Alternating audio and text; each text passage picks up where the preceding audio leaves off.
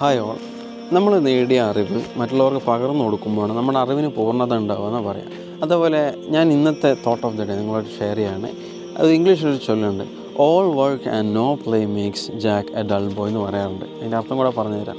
ചില ആൾക്കാർ എല്ലാ ജോലിയും ചെയ്യും, all work and no play, മറ്റ് വിനോദങ്ങളോ വിശ്രമങ്ങളോ കളികളോ ഒന്നും അവരുടെ ജീവിതത്തിൽ ഉണ്ടാവില്ല.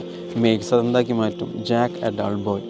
ഒരാളുടെ ജീവിതത്തിൽ ജാക്ക് എന്നുള്ളൊരു വ്യക്തി അയാളെ ക്ഷീണിതനാക്കും, പരാജിതനാക്കും, അങ്ങനെ ഒന്നിനും പറ്റാത്തവനായി ഭാവിയിൽ മാറ്റും എന്നുള്ളൊരു ചൊല്ല് പറയാറുണ്ട്.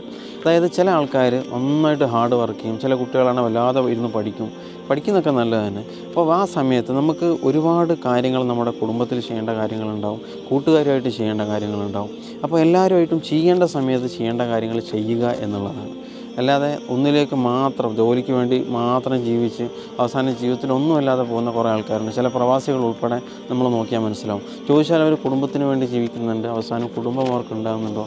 ഇല്ല, കുടുംബം അവരെ കയ്യിൽ നഷ്ടപ്പെട്ടു പോകുന്നുണ്ട്. കാരണം മറ്റുള്ളവരായിട്ടുള്ള പ്രോപ്പർ കമ്മ്യൂണിക്കേഷനോ ഇൻട്രാക്ഷനോ വരാതിരിക്കുമ്പോൾ അവിടെ അവരുടെ ഹൃദയങ്ങൾ തമ്മിൽ അടുക്കാതെ ആയിപ്പോവും. നമ്മളൊരു സ്പോൺസർ മാത്രമായി പോകുന്ന ഒരവസ്ഥയിലേക്ക് കാര്യങ്ങൾ പോകും.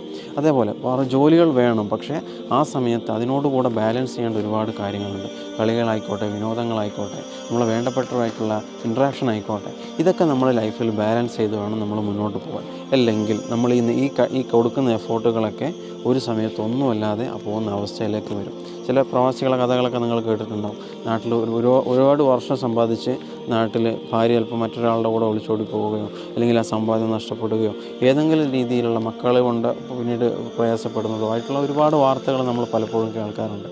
അപ്പോൾ അതേപോലെ നമ്മുടെ ജീവിതത്തിൽ നമ്മൾ വർക്ക് ചെയ്യണം, പക്ഷേ വർക്ക് ചെയ്യാൻ വേണ്ടി ആകരുത് ജീവിക്കുന്ന അവസ്ഥയിലേക്ക് എത്തരുത്. അത് ജീവിക്കാൻ വേണ്ടി ജോലി ചെയ്യും, പക്ഷേ ജോലി ചെയ്യാൻ വേണ്ടി ജീവിക്കരുത് എന്ന് പറയാറുണ്ട്.